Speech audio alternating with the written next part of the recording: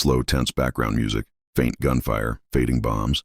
Narrator, deep tone. Spring 1945. The Third Reich is collapsing.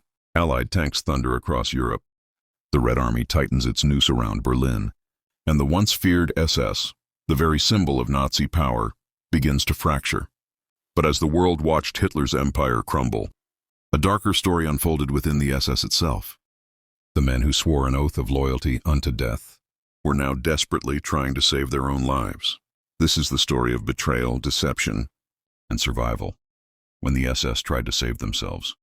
The collapse of the Reich. By early 1945, the German war machine was on its knees. Cities were burning, supply lines shattered, and morale broken. Hitler still promised victory, but even his most devoted followers knew the end was near. The SS, once untouchable, now faced the same fate as the soldiers they had condemned for retreating. Inside bunkers and field headquarters, SS officers began burning documents, destroying evidence, and quietly preparing for a world after the Führer. They weren't planning to die for Hitler. They were planning to disappear. From fanaticism to fear. For years, the SS was the embodiment of Nazi terror, running concentration camps, executing political prisoners, and enforcing racial policy. Their black uniforms and skull insignias struck fear across Europe. But by 1945, that same insignia became a death sentence. Allied soldiers were under strict orders. Any man found wearing SS insignia could be executed on the spot. The once proud elite troops began scraping off their badges, trading their uniforms for Wehrmacht tunics, or stealing civilian clothes. Many even went so far as to mutilate their own bodies, cutting out blood-type tattoos on their arms, a mark that identified them as SS. Fear had replaced fanaticism. The networks of escape. As the Reich disintegrated, secret escape routes, known later as ratlines, began to form. Some were run by sympathetic clergy, others by intelligence officers who saw opportunity in chaos. In the Bavarian Alps, SS officers gathered false passports, Vatican letters of protection, and money stolen from victims of the Holocaust. Their destinations were already chosen: Argentina, Chile, Spain, and even the Middle East. High-ranking SS members such as Adolf Eichmann, Joseph Mengele, and Klaus Barbie would later use these very networks to vanish, re-emerging years later under new identities. But before those escapes began, there was a frantic race for survival within Germany itself. Betrayal in Berlin, April 1945. Berlin was burning. Soviet artillery shells rained down day and night inside the Reich Chancellery bunker. Hitler raged at betrayal, blaming everyone from his generals to the SS itself. Many SS officers who had sworn loyalty unto death had already fled. Some even surrendered to the Allies, hoping for leniency in exchange for intelligence. Heinrich Himmler, the head of the SS, was among them. As Hitler cursed him in his final days, Himmler secretly sent envoys to the Western Allies, trying to negotiate a peace deal without Hitler's knowledge. It was the ultimate betrayal of the Führer by his most loyal servant. Himmler's desperate gamble. Himmler believed that he, not Hitler, could still save Germany. He imagined the West would see him as a useful ally against the Soviets, a man who could keep order in post-war Europe. But his attempts failed spectacularly. When the British discovered his offer of surrender, they refused to negotiate with a war criminal. Himmler's name was synonymous with genocide and terror. There would be no mercy. By the time Hitler learned of Himmler's betrayal, it was too late. The Führer in his bunker stripped Himmler of all titles and ordered his arrest. Yet even as the SS leader fell from grace, hundreds of his men continued his mission to survive by any means necessary. Chaos in the aftermath. When Germany finally surrendered on May 8, 1945, millions of soldiers laid down their arms. But the Allies faced an impossible task: distinguishing ordinary soldiers from SS war criminals. Many SS officers had already blended into the chaos, posing as farmers, refugees, or civilians. Some even joined Allied labor units under false names, helping to rebuild the very Europe they had destroyed. Others were captured but denied their pasts. The tattoo on their arms, once a symbol of pride, became their greatest liability. Interrogations, trials, and executions followed. Yet thousands slipped through the cracks. The secret deals. As the Cold War began, a new reality emerged. Both the United States and the Soviet Union wanted information, intelligence, about weapons, spies, and the coming global struggle. And many of the men who had served in the SS possessed exactly that. Former SS officers were quietly recruited into both Western and Soviet programs. Some worked for the CIA's Operation Paperclip, while others joined Soviet intelligence as technical experts. In exchange for their knowledge, their crimes were overlooked, their records erased. The same men who had once enforced Nazi terror were now serving new masters. The long escape. By the late 1940s, the ratlines were fully operational. Catholic priests, former Nazi diplomats, and intelligence agents smuggled fugitives out of Europe.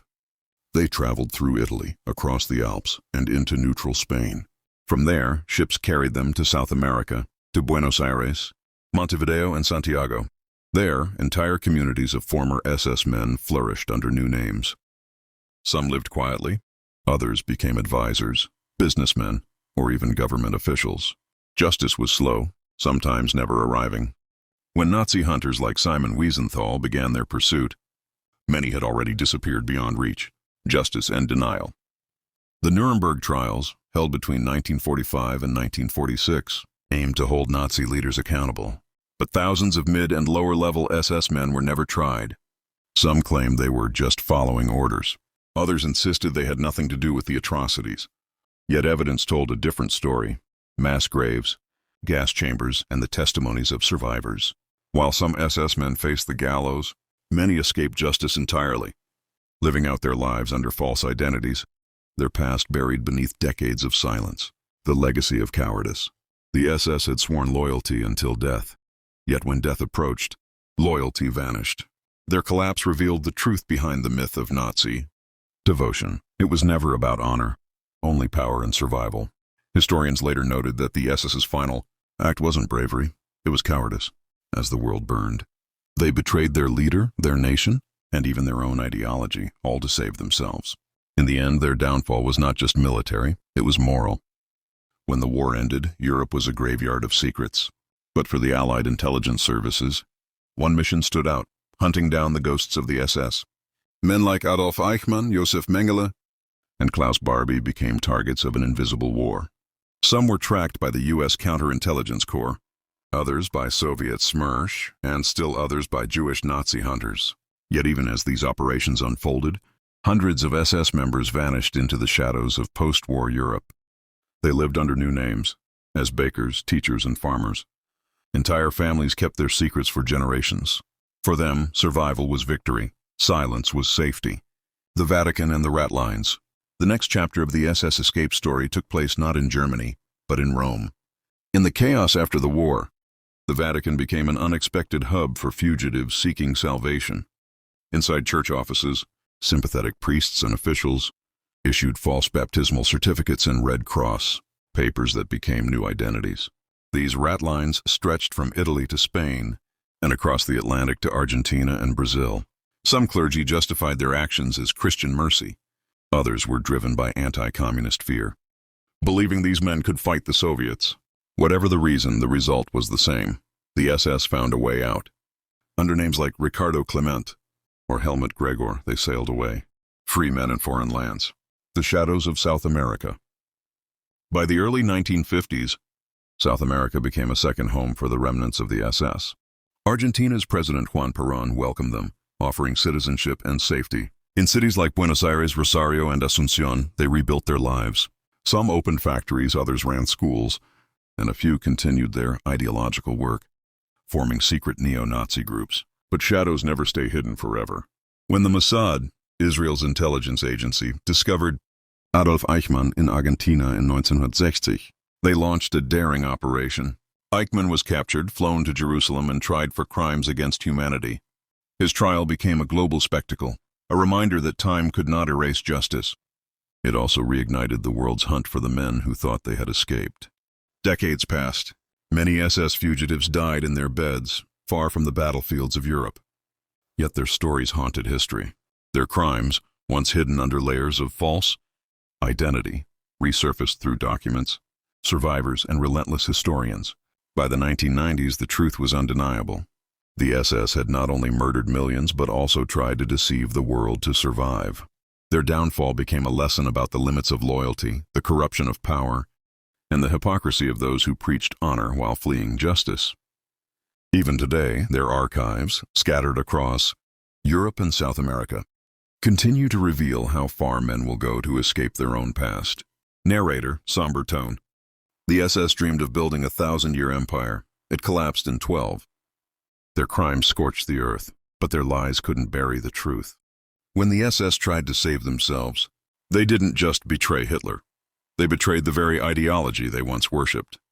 They taught the world that even the most feared men can fall, that evil hides behind uniforms, and that justice may sleep, but it never dies. Soft orchestral score rises, black and white photos fade across the screen,